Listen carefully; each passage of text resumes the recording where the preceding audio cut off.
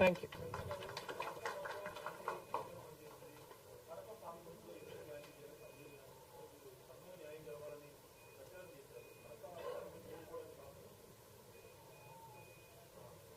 Kadapa situation is a different situation because కడపలో MP ఉన్నాడు, MLA ఉన్నాడు, అధికార పక్షం. అక్కడున్న ప్రజలు భయభ్రాంతులు గురై బ్రతుకుతున్న ప్రజలు. ప్రభుత్వానికి వ్యతిరేకంగా అంటే యువజన శ్రామిక రైతు పార్టీకి వ్యతిరేకంగా పనిచేస్తే,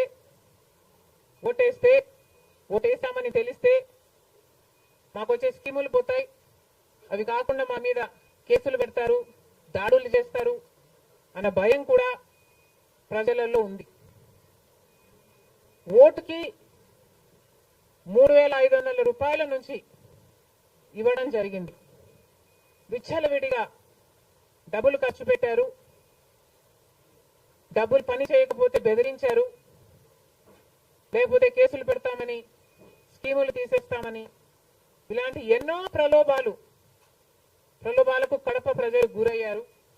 ఇవన్నీ కూడా పనిచేశాయి. నేను కడపలో గెలవకపోవడానికి కారణం టైం అనే నేను అనుకుంటున్నాను.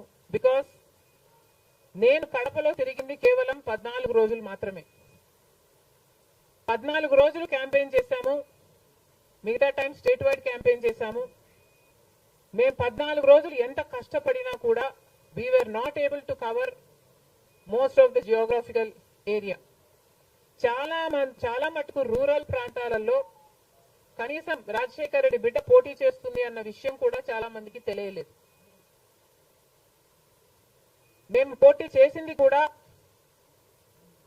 ఎలాగైనా సరే మళ్ళీ హంతకులు, హత్య చేపించిన వాళ్ళు చట్టసభలకు వెళ్ళకూడదు అని ఉద్దేశంతో మాత్రమే పోటీ చేయడం జరిగింది. సరే, అది జరగకపోయి ఉండొచ్చు, కానీ ప్రజల కంటే పైనున్నది దేవుడు. ఐఎమ్ వెరీ ష్యూర్ వాళ్ళ పాపం పండుతుంది, పండే రోజు కోసం దేవుడు కూడా ఎదురు చూస్తున్నాడని నా అభిప్రాయం.